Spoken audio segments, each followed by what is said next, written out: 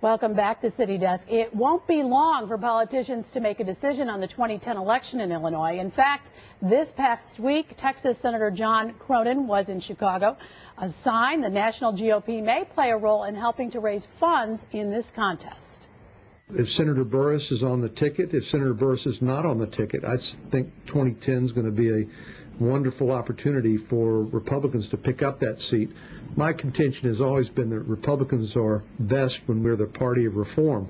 And if there's any place that needs reforming, and at least in terms of the Senate selection, it's here in Illinois. So I think the voters, have given the opportunity, will vote for that sort of clean break with the past and that speaks to their values.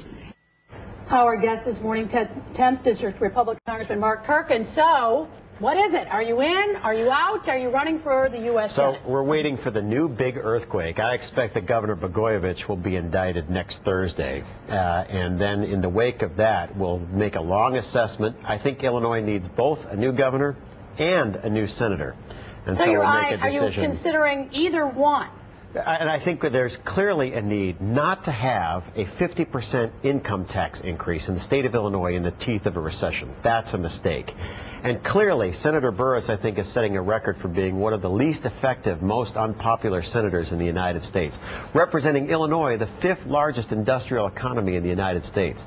So I think that it's right that we need new leadership at both levels. So you are contemplating both races? So we'll take a look at where we need to go. I've decided that I should make a decision by the end of next month. And first, we'll read the Blagojevich indictment, which I think is imminent. And so it sounds to me like really it could be a governor's race for you as well.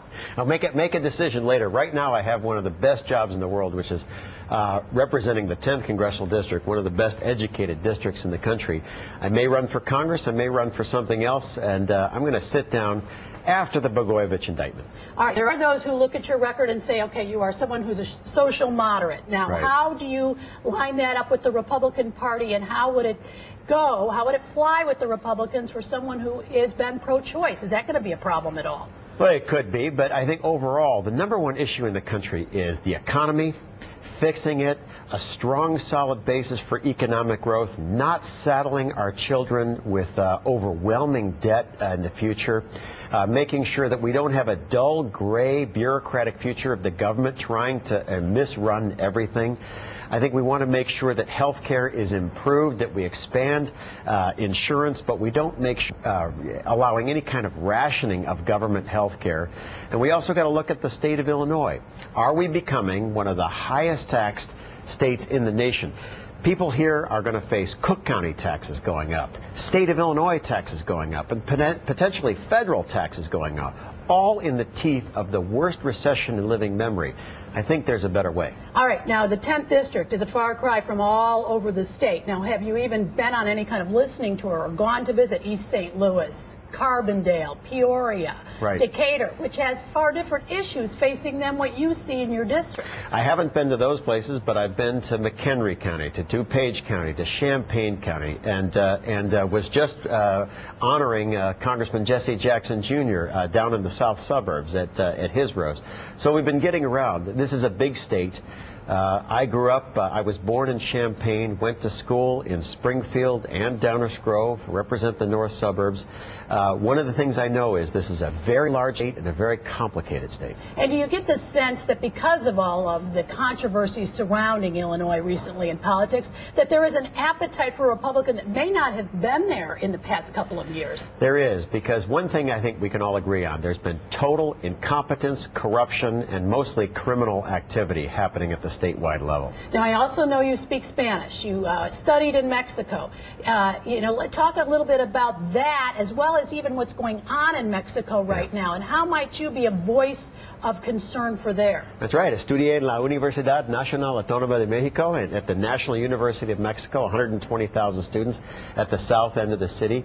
Worked very well with the Latino community, especially in Waukegan, and the 2 large communities that come from La Luz and Tonotico in Mexico.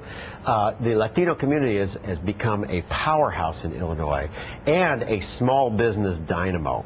And you need effective advocates that allow them to start their own businesses, to not be afraid of the government as they might be in Central America and Mexico, and to provide for their families in a community that has an overwhelmingly powerful work ethic. Who might be concerned as well as what's going on in Mexico. As a congressman, what can you tell folks? Well, Should they be traveling there? Yes, absolutely. I plan on going there shortly, and we have two major drug cartels there, as dangerous as the Colombian cartels, in a death struggle with the heroic president of Mexico, Calderon. And we now see drug violence spilling across the border. And especially, you know, in Iraq and Afghanistan, we don't have common beheadings, but in Mexico we do. And the practice of beheadings and kidnappings has now come across the border.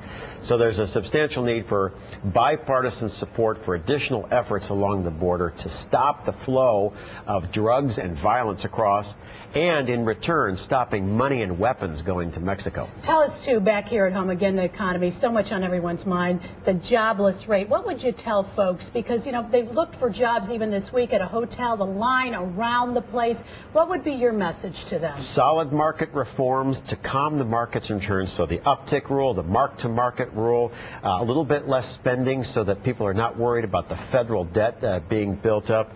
And then things like the Homeowners Loan Corporation.